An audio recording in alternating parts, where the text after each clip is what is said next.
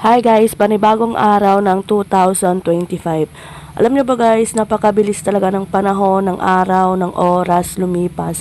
Dahil parang kahapon lang yung New Year, yung Christmas, pero ngayon tignan niyo ba naman January 7 na tayo, 'di ba? Hindi natin namalayan, Christmas na naman uli. So, by the way, bago pala ako umalis sa bahay, ako muna ang umintindi sa lola ko. Dahil yung lola ko hindi siya nakakalakat ngayon kasi yung paa niya is namaga dahil sa diabetic. Ano ba yung mga medicine na dapat sa mga mayroong diabetes. Kasi yung lolo ko kasi before naputulan ng paa, pero ngayon yung lola ko namamaga yung paa kasi may ret siya sa paa. So, ako muna ang umintindi dahil yung uncle ko at yung tita ko hindi makapunta kasi umuulan at yung isang uncle ko is nagluluto pa. So ako muna ang umintindi, nagpalit ng diaper at nagwalis muna dito sa loob.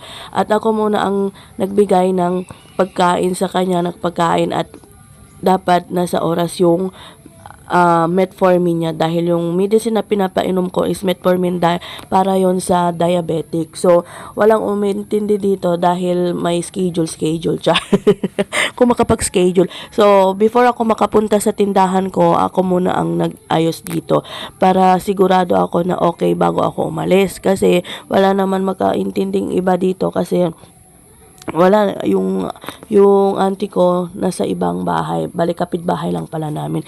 So ayun na nga, pagkatapos ng lahat ng mahabang proseso sa bahay is umalis na ako dahil pupunta na ako sa tindahan. So ito pala yung bahay ng lola ko, dito ako nakatira since birth.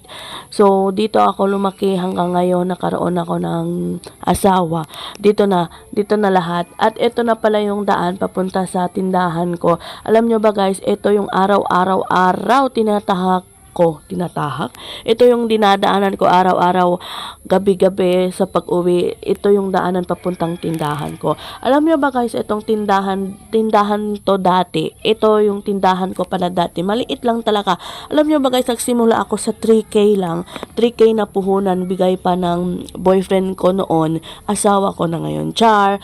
At ito na yung bagong tindahan ko. At ito pala yung daan papunta sa tindahan ko. At tignan nyo ba naman, napakaputik talaga at umuulan na dyan. At alam nyo ba guys, nagmamadali na talaga ako dahil malapit na ako mag-slide dahil umuulan.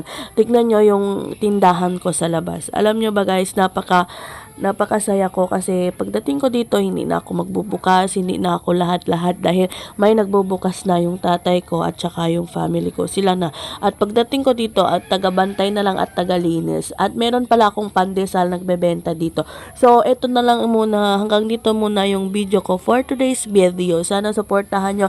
Huwag nyo kalimutan i-subscribe, i-like, and share. Thank you for watching. Bye!